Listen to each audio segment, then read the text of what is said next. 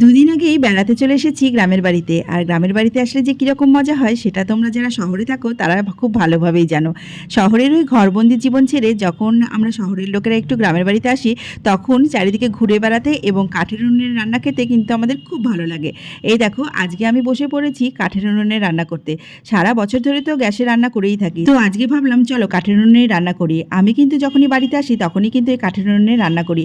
আর কাঠের উনুনে রান্না করতে আমার ভীষণ ভালো লাগে। কেননা আমাদের রান্নাঘরটা একটু খোলামেলা জায়গায়, আর চারিদিক থেকে যখন হাওয়া দেয় তখন কিন্তু একটুও গরম লাগে না। তো আজকে আমাদের কি কি মেনু হবে সেটা তোমাদেরকে দেখিয়ে দিচ্ছি। এই দেখো এখানে পেঁয়াজ, রসুন, আদা আর কাঁচা লঙ্কা রাখা আছে, রয়েছে মাছের ডিম, চিকেন, আর এখানে আমি ভেজে নিচ্ছি চিংড়ি মাছ।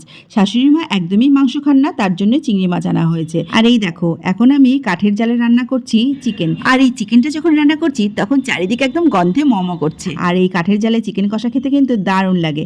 আমাদের বাড়িতে যখনই চিকেন রান্না হয় তখন কিন্তু এই কষা মাংস অনেকটাই তুলে রাখা হয়, যাতে এমনি এমনি বসে বসে খাওয়া যায়। কারা কারা কাঠের জালের এই সুস্বাদু চিকেন কষা খেয়েছো তারা কিন্তু কমেন্টে জানাতে একদমই ভুলো না। কাঠের উনুনে রান্না করার সবচেয়ে বড় অসুবিধা হলো জালটা কিন্তু প্রায়শই নিভে যায়। তাই সবসময় খেয়াল রাখতে হয় যে জ্বালানি যেন উনুনের মধ্যে একদম ভরপুর থাকে। এই দেখো আমি মাংসতে ঝোল দিয়ে দিয়েছি, আর এদিকে আমার উনুনের জালটা কিন্তু একদম নিভু নিভু করছে। তো এখন আমি উনুনের জালটা খুব ভালোভাবে দেবো, যাতে মাংসটা একদম টকবক করে ফুটে সুস্বাদুভাবে রান্না হয়ে যায়। তো বন্ধুরা চলো এখন আমি মাংস রান্না করি।